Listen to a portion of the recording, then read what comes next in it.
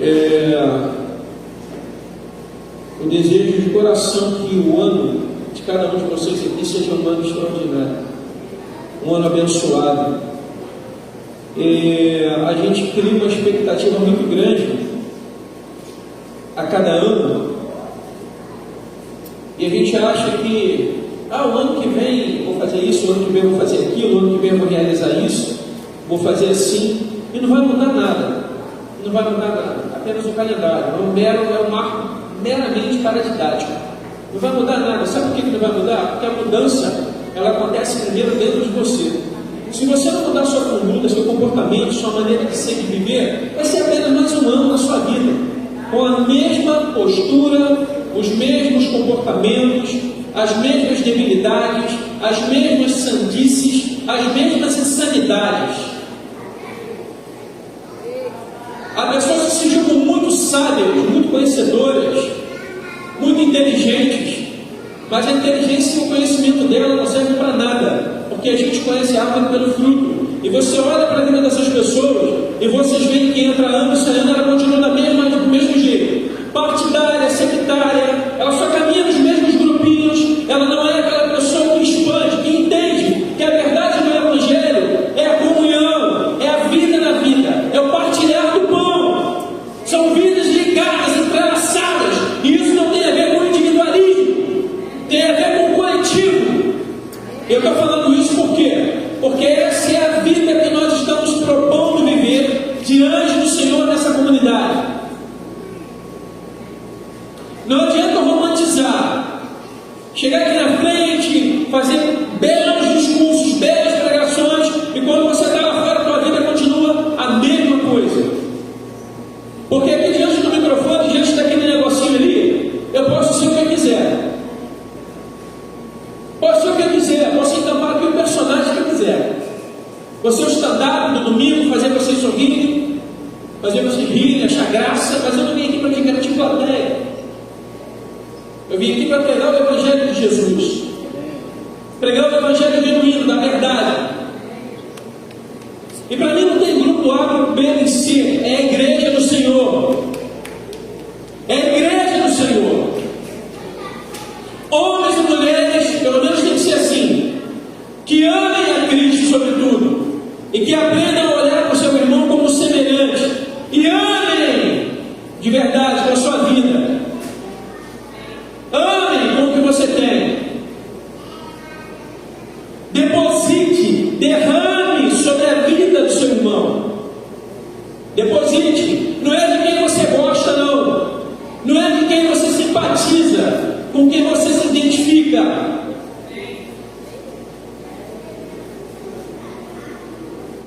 O Evangelho é necessário.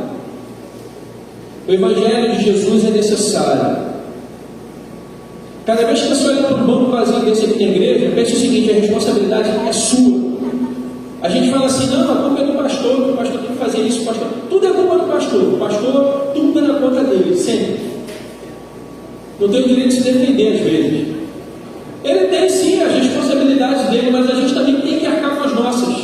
É muito fácil ficar sentado consumindo esse serviço aqui todo domingo, né? Vou lá porque hoje a galera do louvor vai arrebentar, o louvor vai ser pungente.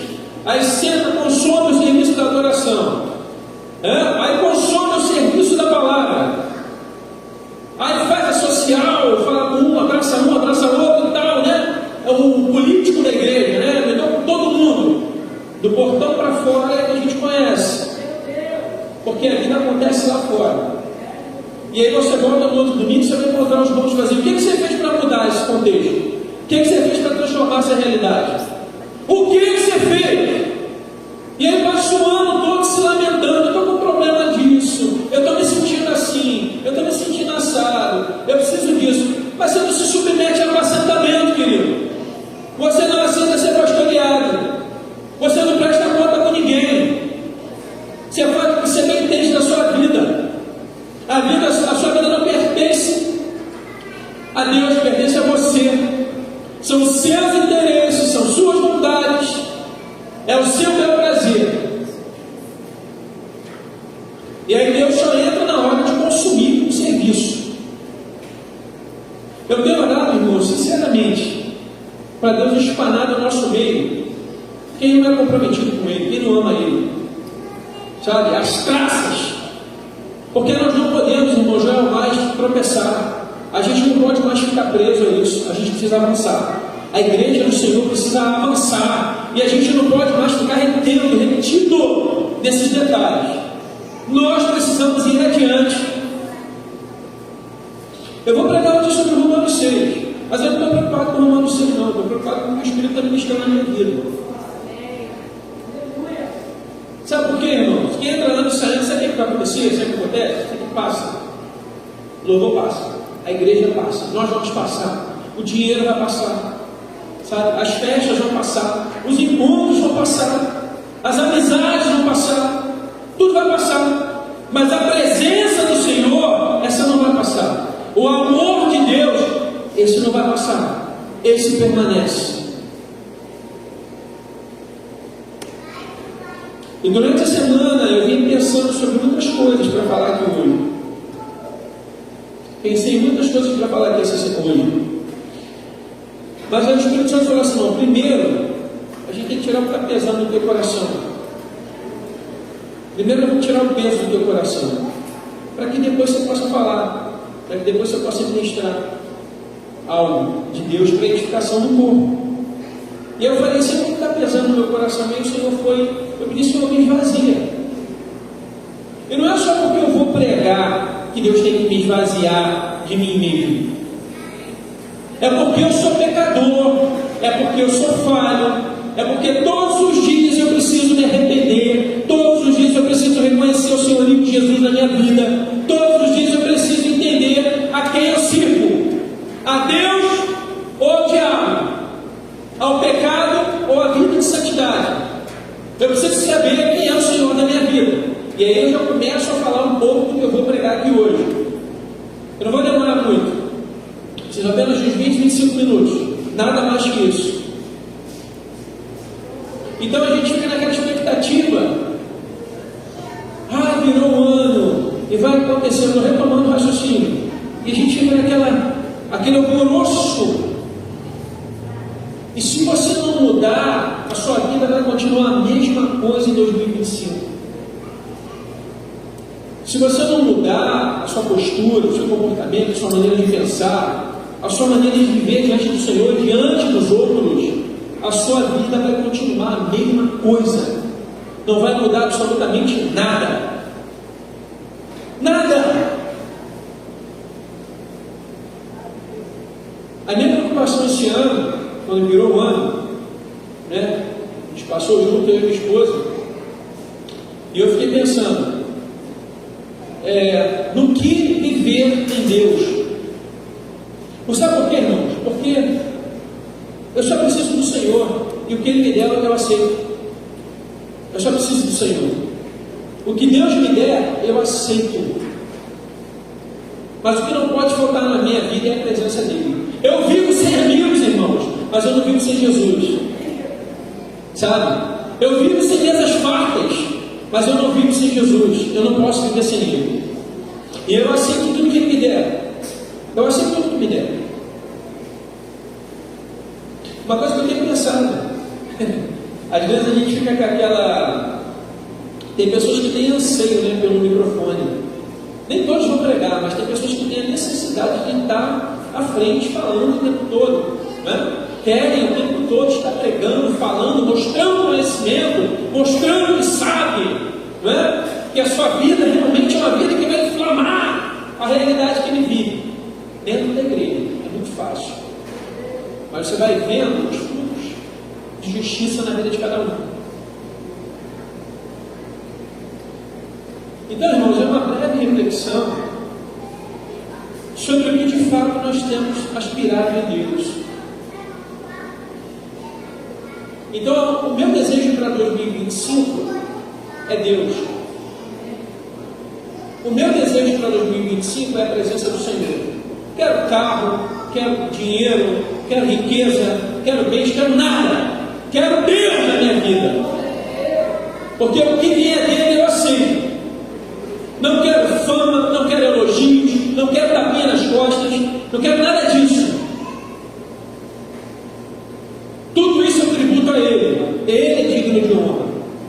Toda a glória pertence a Ele. Todo louvor pertence a Ele. Quem tem que aparecer aqui é o Senhor. Irmão, toma cuidado, blinda teu coração, não se deixe enganar por falas meticulosas no corpo de Cristo. Pede ao Senhor para te dar o discernimento, para você entender que voz está soprando sobre a tua vida. Pede ao Senhor para você discernir a voz, sabe, que está acessando a tua mente, que está acessando o teu espírito. Cuidado com as vozes, cuidado com os ruídos, com o barulho, com a movimentação. Cuidado. Mas ele falou aqui no início, uma das pregações dele, sobre SEDEC. E a gente trabalhou isso aqui numa das nossas escolas aqui na igreja. Para quem não sabe, nós tivemos muitas escolas aqui. E numa dessas escolas, a gente trabalhou essa questão do SEDEC.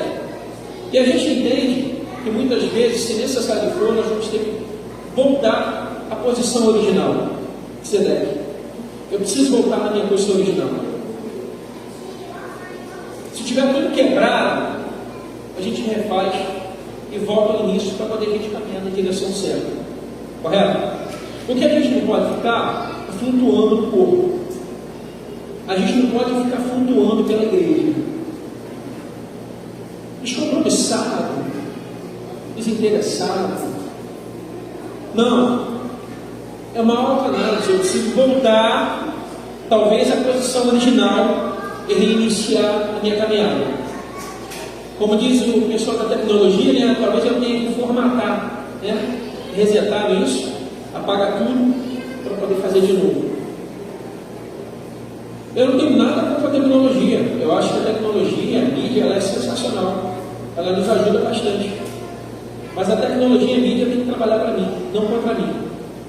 Sabe? Tem que trabalhar para mim. O que não pode faltar, eu fico sem tecnologia, mas se a presença do Senhor, a gente não fica. O culto vai acontecer de qualquer forma. Amém, irmãos? Então, assim, em amor, a gente precisa aprender a reverenciar o Senhor. A gente precisa obedecer ao Senhor. A gente precisa se inclinar para Ele, desejar Ele todos os dias, amar o Senhor.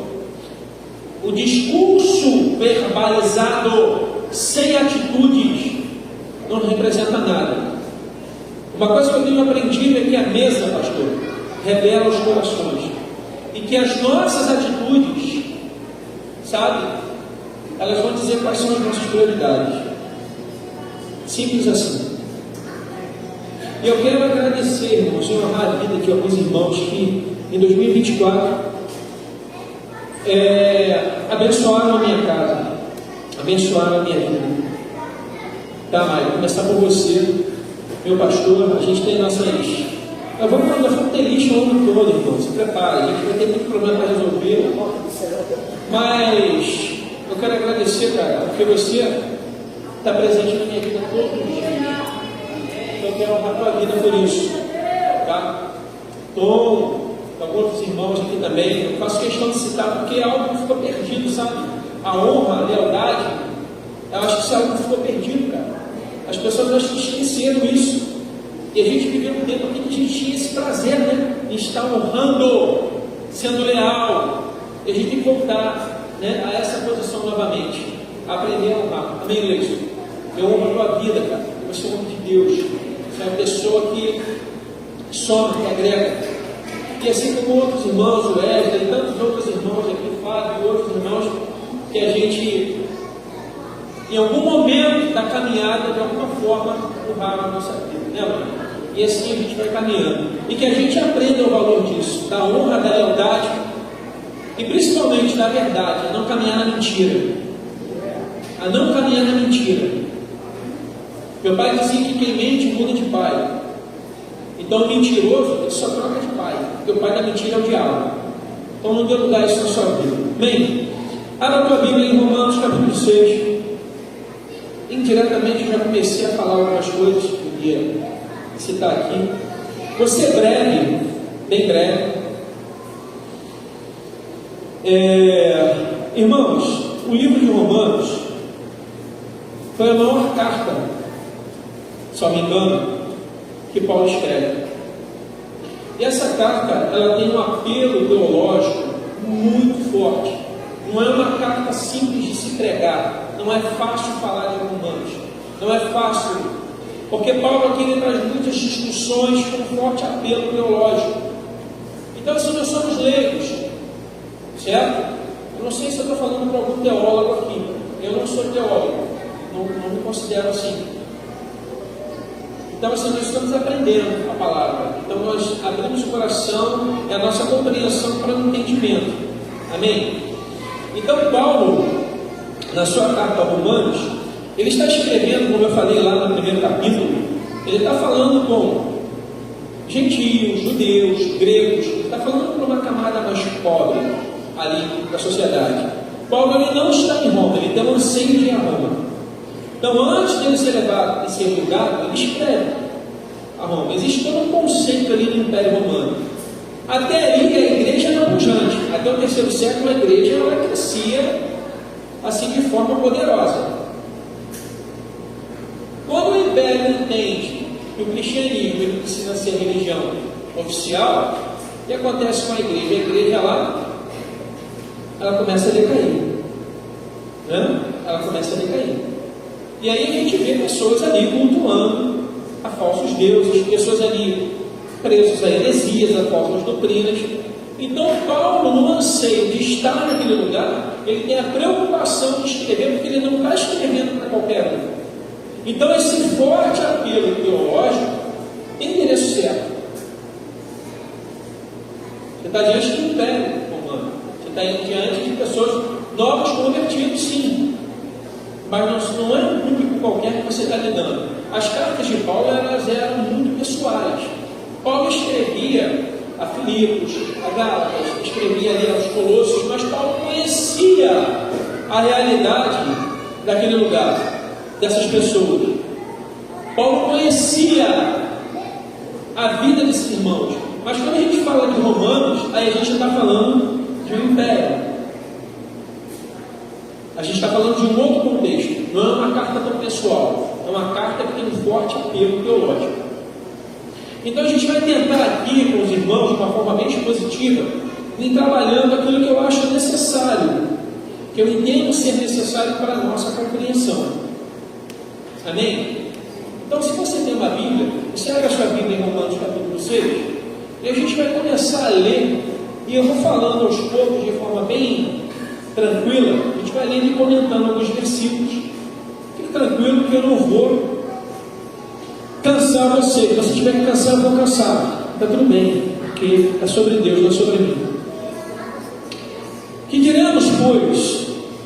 Permaneceremos no pecado para que seja a graça mais abundante?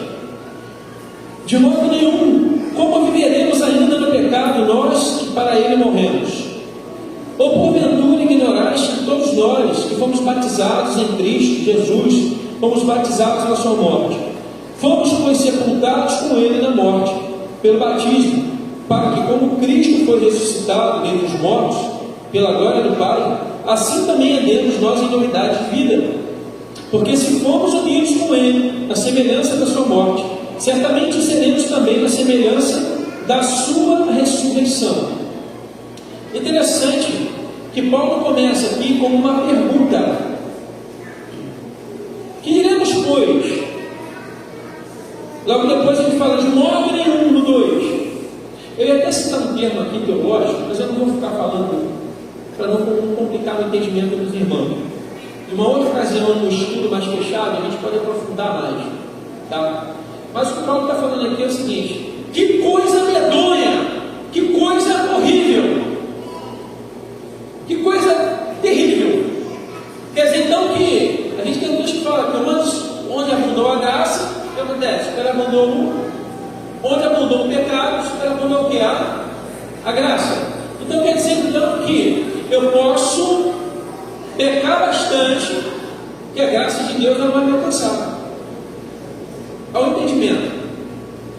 Eu posso pecar à vontade, porque a graça vai me alcançar. Mas eu imagino, se eu não pecar, a graça ela vai ser maior ainda. Por que pecar? E aí Paulo, ele já começa ali já criando uma discussão. Ele já entra ao texto com uma discussão. E ele já entra trazendo uma afirmação convicta de que, olha só, se você morreu com Cristo, junto a Cristo, você ressuscitou junto a Cristo. Se você foi batizado, batismo isso significa sepultamento. Se você foi sepultado com Jesus e você ressuscitou com Jesus, se você foi batizado, você é sepultado. Se você ressuscitou, você encontrou a vida. Batismo, sepultamento, ressurreição, vida. Começa por aí. Então a gente vai trabalhar algumas dualidades aqui. Paulo vai fazendo uma analogia entre a vida e a morte, entre o pecado e a obediência, entre a justificação e a santificação. É o texto todo ele vai falar sobre isso. E o mais interessante é você pensar o seguinte: se nós morremos para o pecado, nós não podemos viver pecando. Amém? Se nós sepultamos o velho homem, a antiga natureza, nós não podemos caminhar sendo dominados por ela. O pecado não pode mais exercer domínio sobre a nossa vida, sobre as nossas ações, sobre o nosso comportamento, sobre o nosso viver, sobre as nossas atitudes. Eu não posso mais continuar vivendo uma vida de pecado. Me perdoe pela redundância, mas eu não posso mais ter uma vida mergulhada na iniquidade. É isso que Paulo está falando. Paulo está falando a novos convertidos.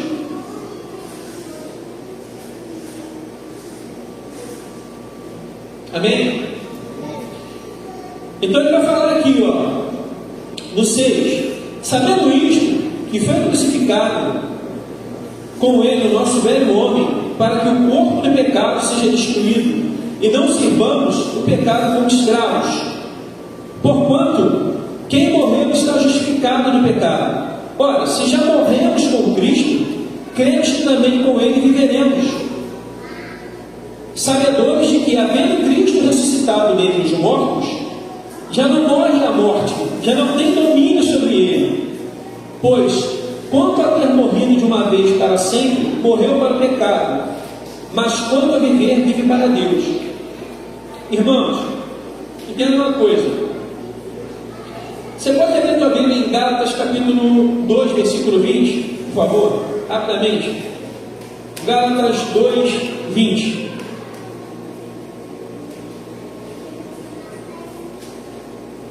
Livro de Gálatas,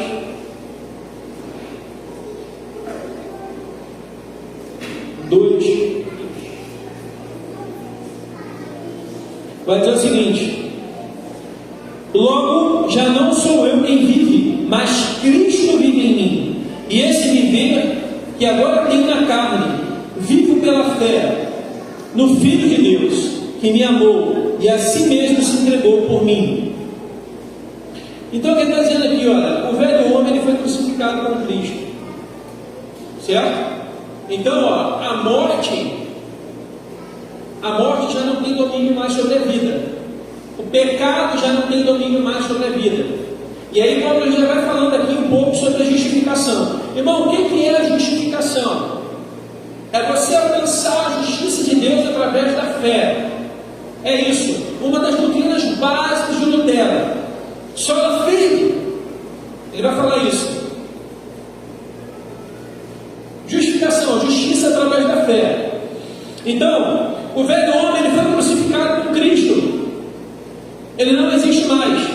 Então, quando Cristo, o pecado, ele exercia domínio sobre a vida até Cristo morrer. Quando Cristo morre e ele ressuscita, o que acontece? Ele vence a morte, ele vence o pecado. Então a morte ela já não tem mais efeito sobre a vida, porque Cristo ressuscitou. Cristo venceu a morte, Cristo venceu o pecado. E aí Paulo está alertando: olha, o velho homem ele não pode mais dominar vocês. A velha criatura ela não pode mais ter domínio sobre vocês.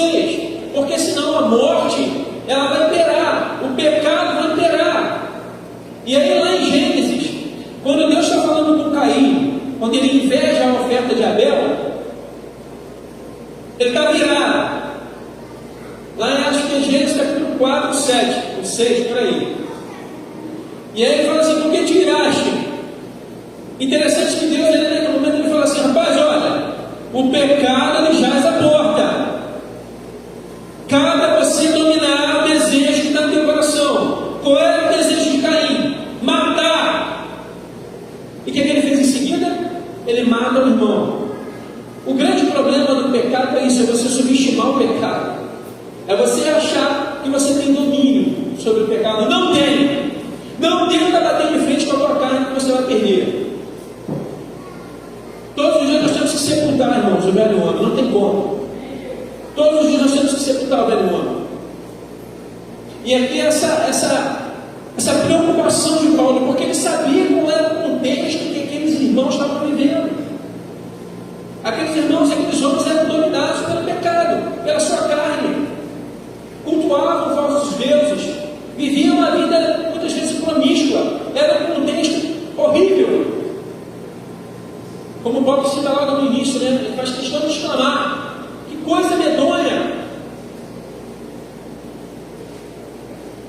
E ele segue o texto falando que Cristo ele venceu a morte.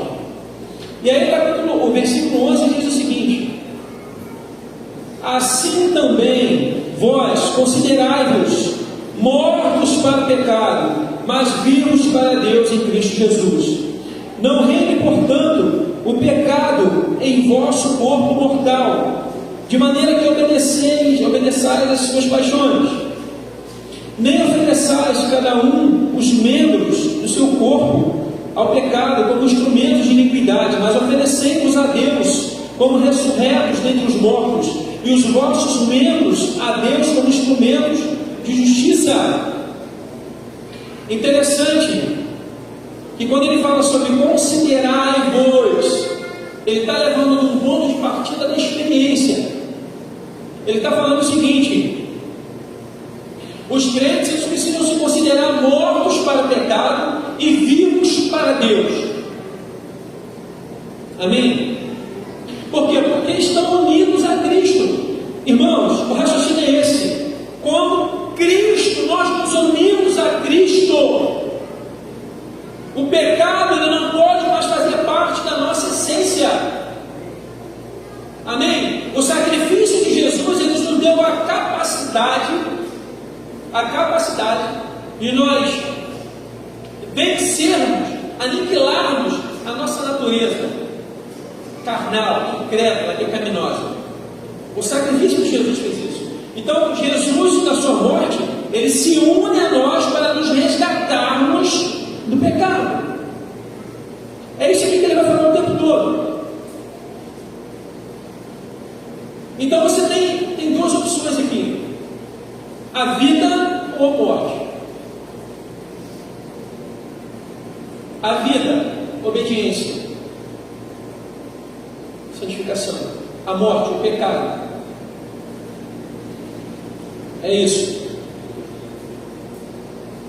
Morte, sempre que você ouvir falar de pecado, irmão, associa a morte. Você quer ver um exemplo? Quantas pessoas nós conhecemos que estão andando como zumbi no nosso meio? Porque não foi ele que venceu a morte, foi a morte que venceu ele. Estão mortos em seus pecados e seus delitos. Estão mortos. Perderam a sensibilidade espiritual. Você fala para a pessoa: cara, vou voltar aí para a igreja, vou voltar a caminhar. Não vou. Vocês pregam mentiras. Vocês falam coisas que não vivem. E aí vários outros argumentos que a gente ouve. E a gente percebe que o pecado domina essas pessoas. Que a iniquidade domina essas pessoas. Domina os sentimentos, domina as emoções.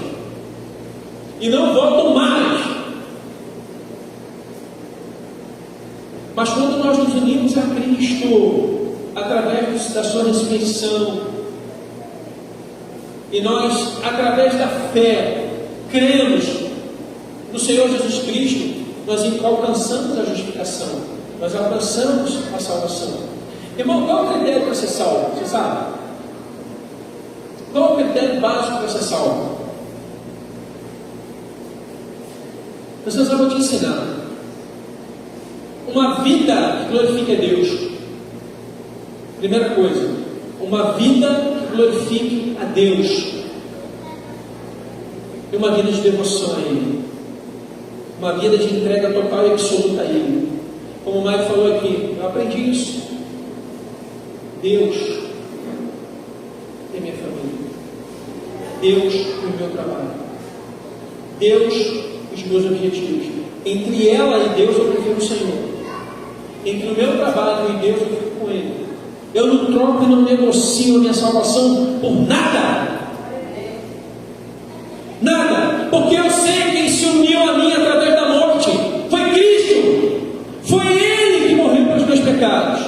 Foi Ele que me trouxe a vida. A possibilidade de me resgatar do império das trevas. Então não há como negociar isso. Não tem como pregar esse texto de outra forma, irmãos, senão elucidando essa realidade. É o que Paulo está fazendo aqui o tempo todo. Então, quando ele fala sobre considerar, ele está falando isso, considerar, ele está falando assim, você morreu pelo pecado, você precisa viver para Deus, você foi unido a Cristo através do seu sacrifício. E a gente vai seguir agora adiante aqui no versículo 14. Porque o pecado não terá domínio sobre vós, pois não está debaixo da lei, e sim da graça. E aí aqui no início, se você olhar o capítulo seguinte, o capítulo 7, versículo 1, é o início dessa discussão aqui, em relação à lei. Tá? Ele vai fazer uma analogia do casamento. Aí ele vai falar aqui, ó, 7:1, capítulo 7, versículo 1. Porventura ignorais, irmãos, pois falam aos que conhecem a lei, que a lei que domina sobre o homem toda a sua vida. A lei ela tinha domínio sobre o homem até o pecado ser aniquilado através da morte de Jesus. Quando você é alcançado pela graça de Deus, quando a graça de Deus ela tange a sua vida, o pecado ele já não tem domínio mais sobre você. A lei ela já foi abolida. Parece que a lei ela assegurava ao homem o direito de pecar, de viver na imoralidade, de viver na ilegalidade, de viver na iniquidade. Mas a Jesus, quando vem com a graça, ele fala: acabou isso aqui, meu. Agora é a graça de Deus, agora é a graça do Senhor que está sobre nós. Você já não caminha mais sob o domínio da lei.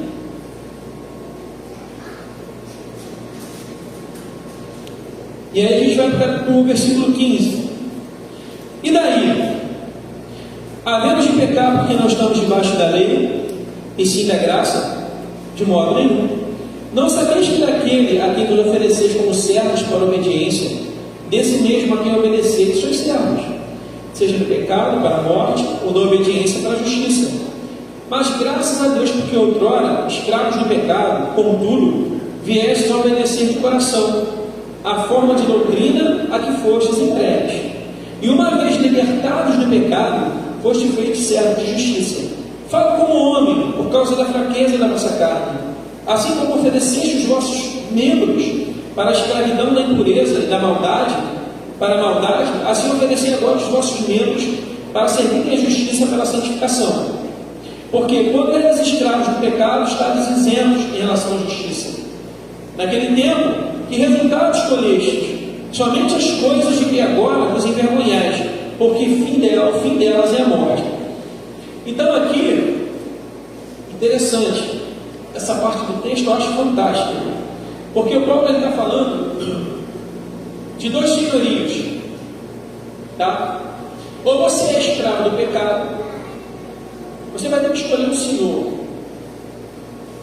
Aí tem aqueles ignorantes que não se submetem a ninguém, que são obstinados, ele fala: eu não sirvo para nada, eu não tenho senhor, eu não tenho ninguém que domine sobre mim. Mentira. Já começa errado por aí, porque com esse pensamento já sabe que ele é dominado pelo diabo. Então você tem, aqui Paulo está colocando: olha, vocês têm dois caminhos. Ou vocês serão escravos da vida para a obediência, santificação e justificação, ou vocês serão escravos do pecado para a morte. E interessante que quando a gente fala de justificação, né, a gente entende que Deus conta o pecador como justo. Deus conta o pecador como justo. Ele anota lá nos seus registros. E quando a gente fala de santificação, né?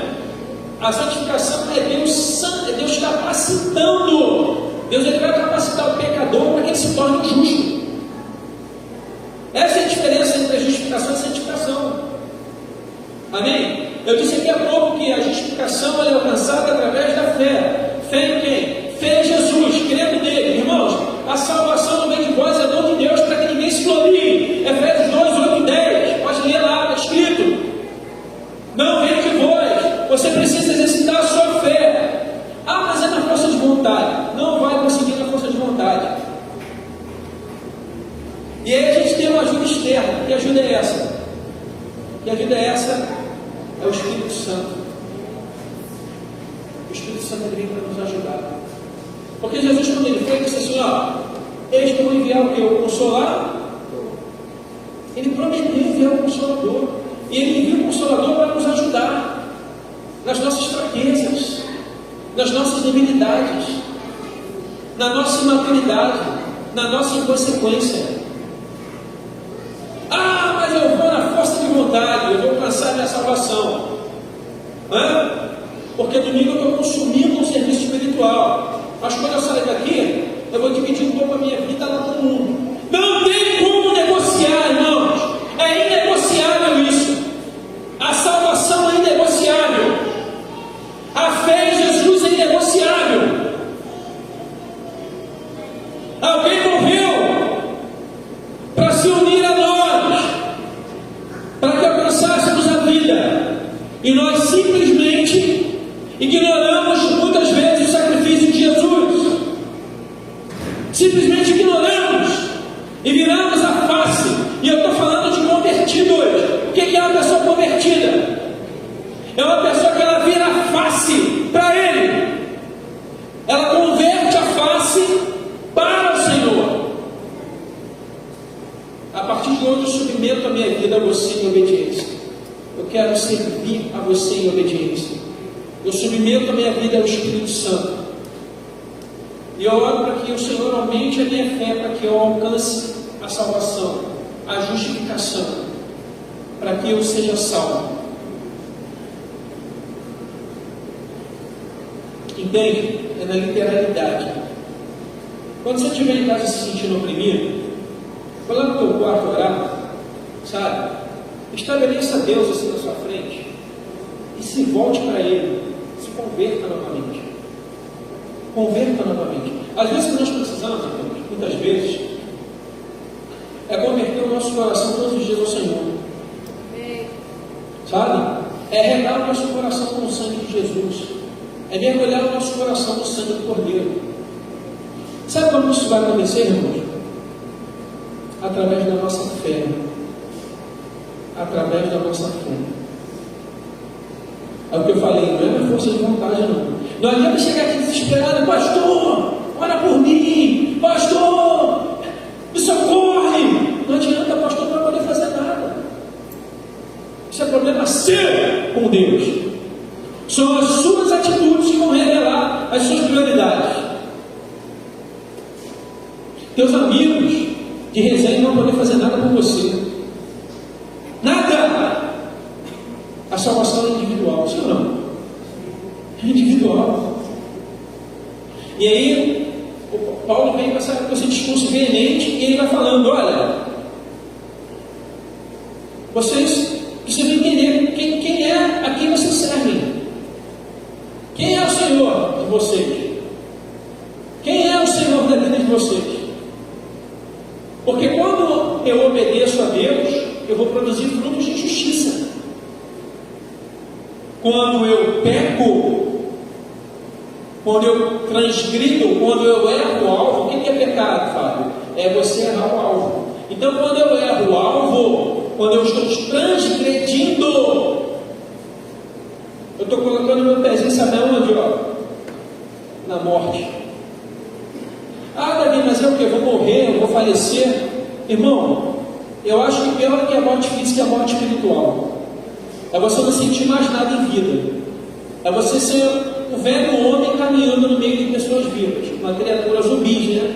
Como é que é o nome daquele filme? É o Walking Dead, né? Walking Dead, faz, você gosta de jogar videogame? Então, é mais ou menos assim, né? São os mortos, os zumbis, caminhando no meio dos vivos, digamos assim.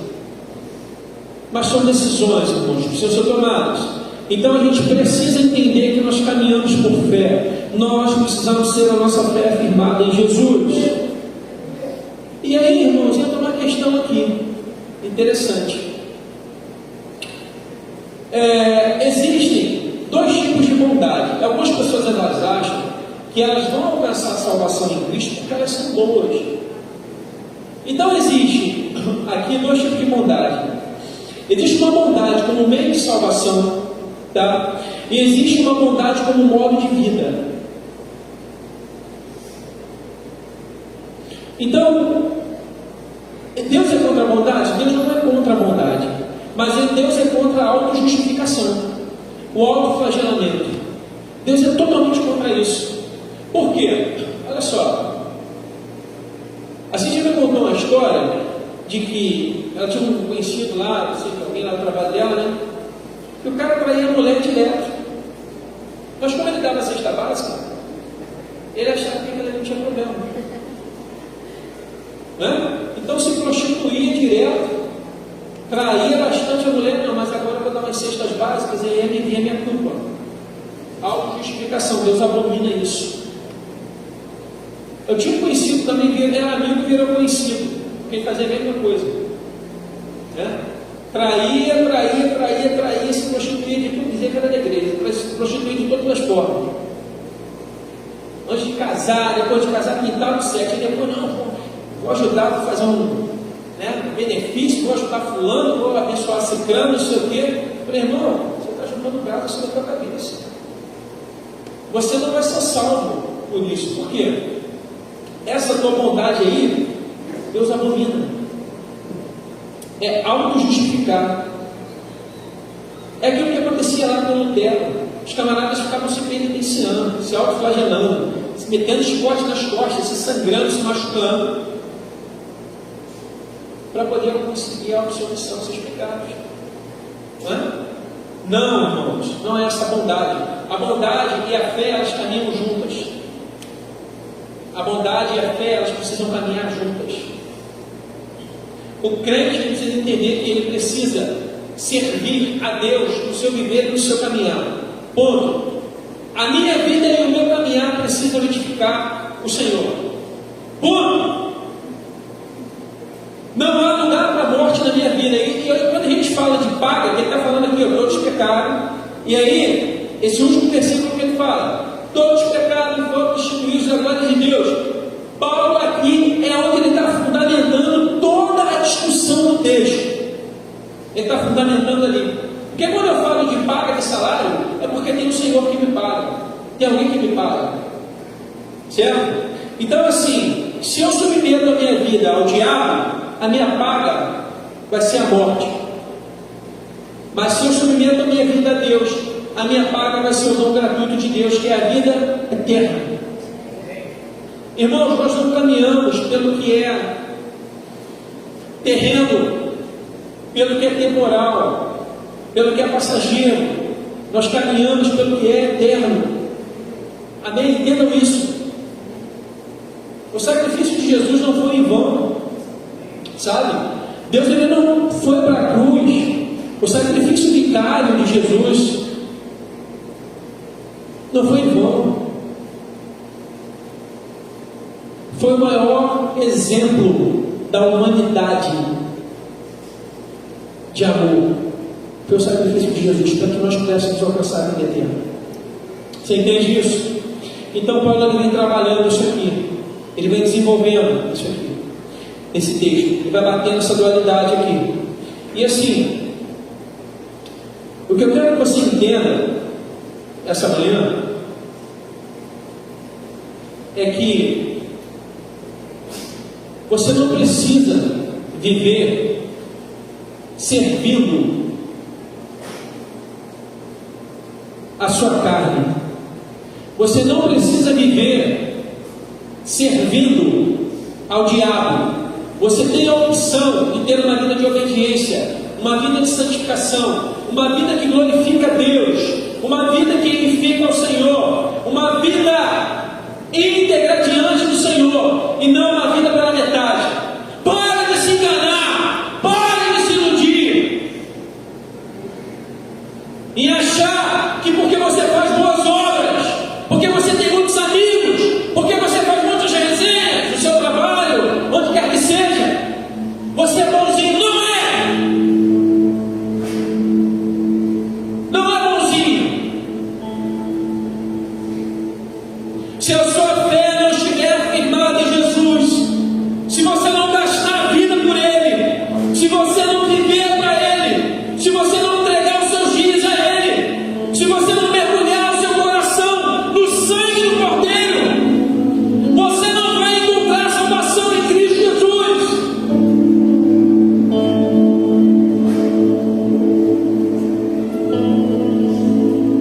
Somente a fé, somente crendo em Jesus, nós alcançaremos a justificação, a santificação, a obediência. Ela nos leva a fruto de justiça. Eu vou dizer uma coisa para você, preste bem atenção. Se você tem uma vida impura diante do Senhor, não toque em nada que é de Deus. Não toque. Não traga abominação para a casa do Senhor. Se você está vivendo hoje uma vida em desacordo, uma vida pecaminosa, não toque em nada que é de Deus. Não toque. Se arrependa. Se você não tem força, peça ao Espírito Santo, o Consolador, para que Ele te ajude a dominar as tuas vontades, a dominar as tuas emoções. Mas para de viver uma vida de mentira, para de viver uma vida de engano, para de viver uma vida servindo, pensando, servindo a dois senhores,